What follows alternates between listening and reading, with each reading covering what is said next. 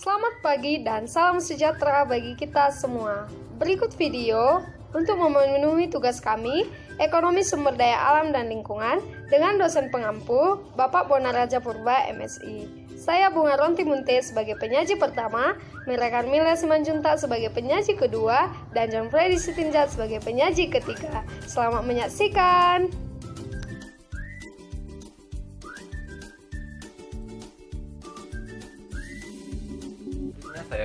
Selamat pagi dan salam sejahtera bagi kita semua. Di sini kami dari Selamat pagi dan salam sejahtera bagi kita semua. Di sini kami dari kelompok 3 akan mempresentasikan hasil diskusi kami, yaitu tentang konsep kelangkaan sumber daya alam dan permasalahan lingkungan. Saya Bunga Ronti Munte sebagai moderator dan penyaji pertama, penyaji kedua Mira Carmila Simanjuntak, penyaji ketiga John Freddy Sitinjak. Adapun yang kami bahas dalam video kami ini yaitu tentang pengertian kelangkaan sumber daya alam, mengetahui apa saja faktor kelangkaan sumber daya alam, kemudian bagaimana sebenarnya persebaran sumber daya alam. Selanjutnya, kita akan mengetahui apa sebenarnya permasalahan yang dihadapi terkait dengan pengolahan sumber daya alam. Selanjutnya, kita akan mengetahui apa saja akibat kelangkaan sumber daya alam, dan yang terakhir, bagaimana sebenarnya solusi dalam kelangkaan sumber daya alam tersebut. Baiklah, di sini saya akan menjelaskan pengertian dari kelangkaan sumber daya alam. Pengertian kelangkaan dibagi menjadi dua, yaitu langka dalam arti tidak cukup dibandingkan dengan banyaknya kebutuhan manusia.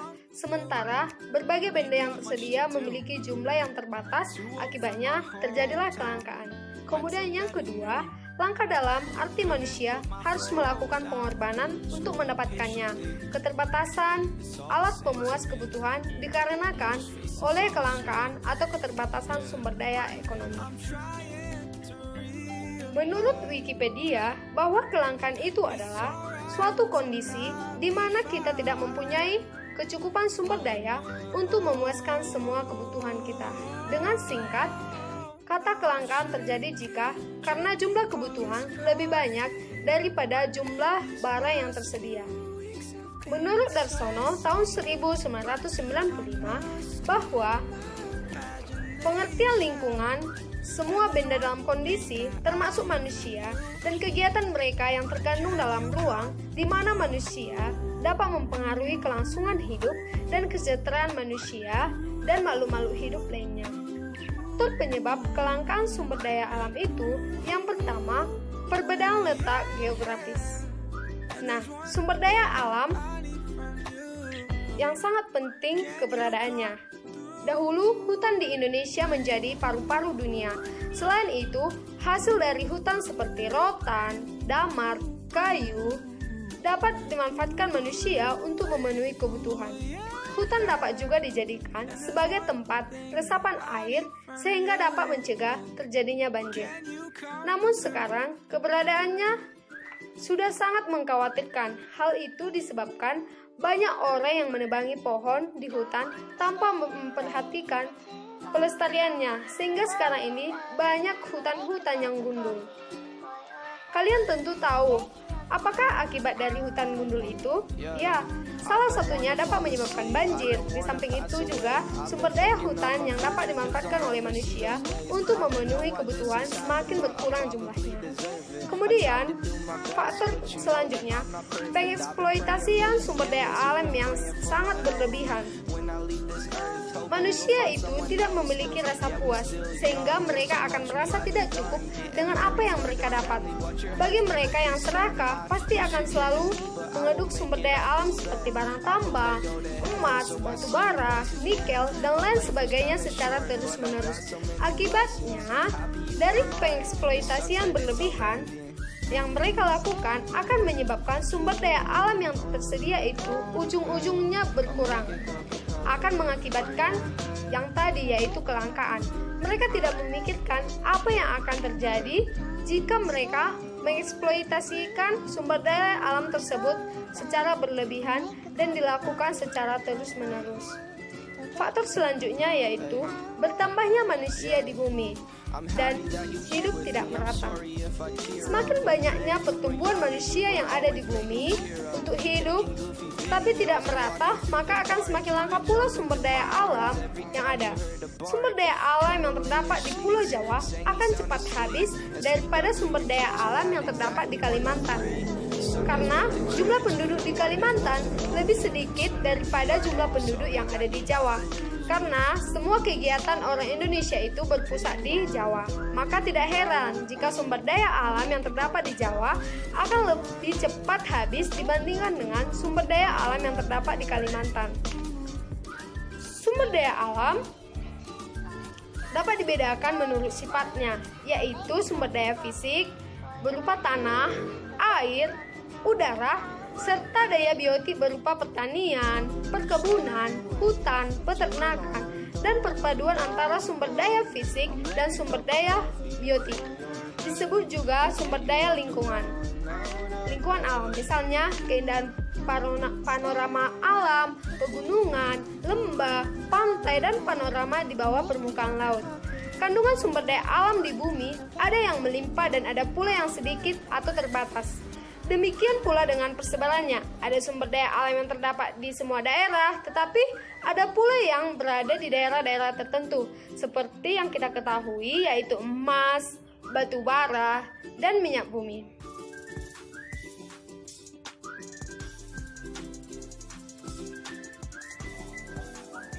Selanjutnya akan dilanjutkan oleh penyaji kedua, yaitu Mira Carmila Simanjuntak. Materi yang disampaikannya yaitu tentang persebaran sumber daya alam. Terima kasih. Berikut saya akan menjelaskan tentang persebaran sumber daya alam. Persebaran sumber daya alam di bumi tidaklah merata dan tidak selamanya melimpah.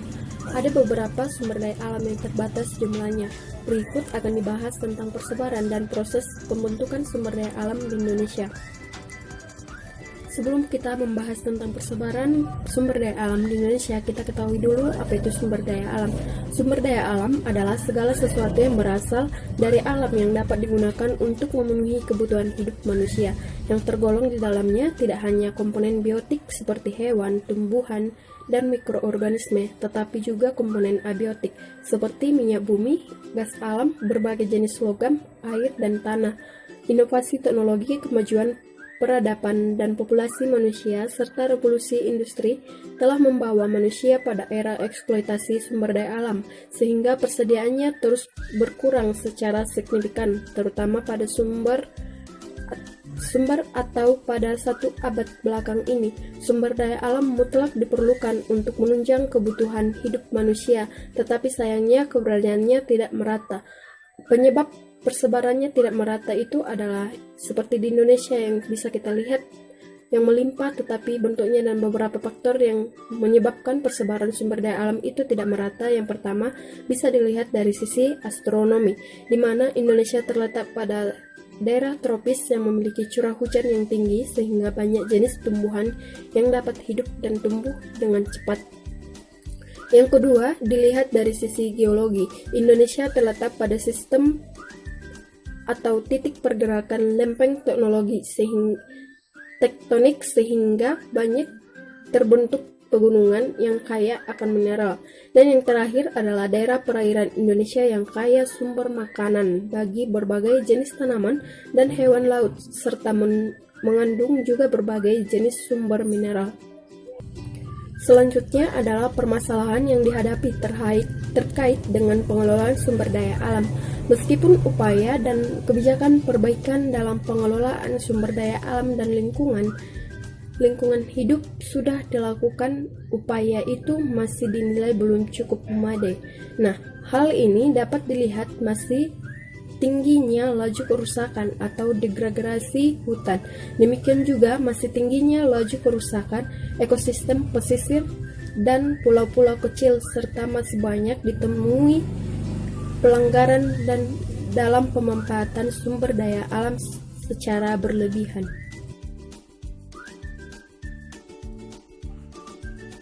Selanjutnya saya akan membahas tentang akibat kelangkaan sumber daya alam.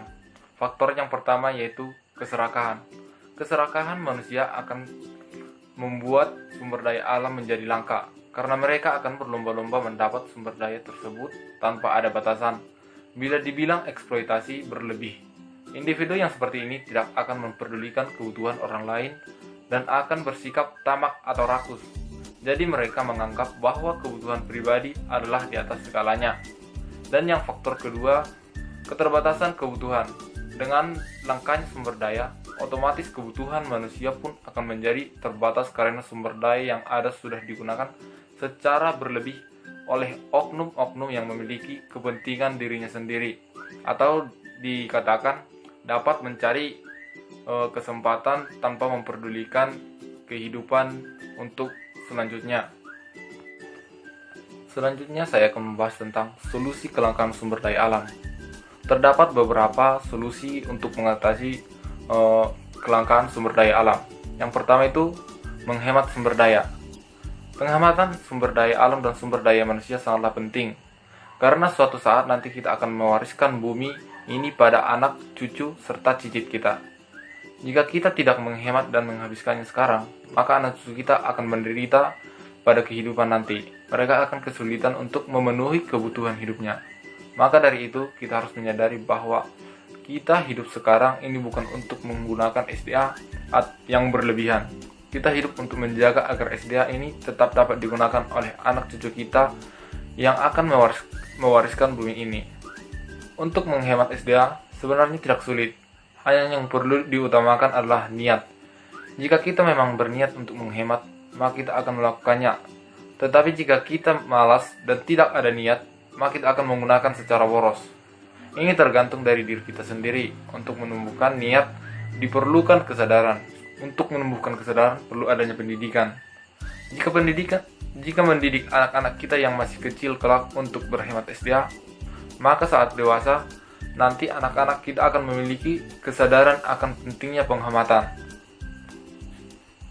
Dan yang kedua yang perlu dilakukan yaitu ketahanan pangan dan teknologi.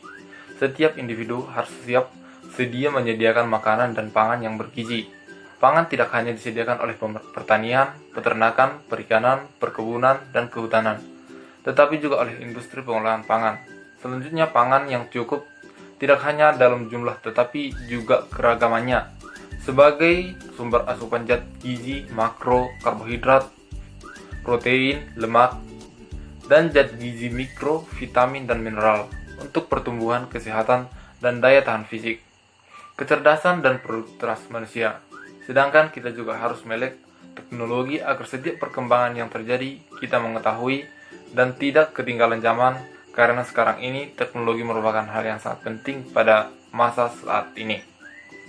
Yang ketiga yang harus dilakukan yaitu melakukan inovasi berupa pencarian SDA yang baru, peningkatan efisien, perbaikan teknologi, daur ulang, perbaikan konservasi, serta pengelolaan lahan kosong atau pertanian yang baik agar bisa dimanfaatkan untuk memenuhi kebutuhan hidup manusia di masa yang akan datang.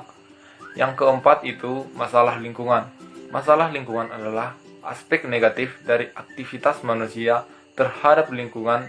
Biofik, environmentalisme, sebuah gerakan sosial dan lingkungan yang dimulai pada tahun 1060, fokus pada penetapan masalah lingkungan melalui advokasi, edukasi, aktivisme. Masalah lingkungan terbaru saat ini mendominasi mencakup perubahan iklim, populasi, dan hilangnya sumber daya alam.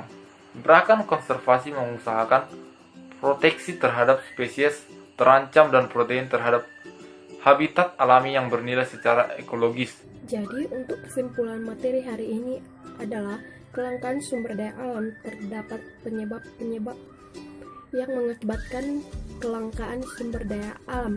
Penyebab kelangkaan sumber daya alam antara lain perbedaan letak geografi, ketidakpedulian manusia terhadap lingkungan, pengeksploitasian sumber daya alam yang berlebihan, bertambahnya manusia di bumi, dan hidupnya tidak merata.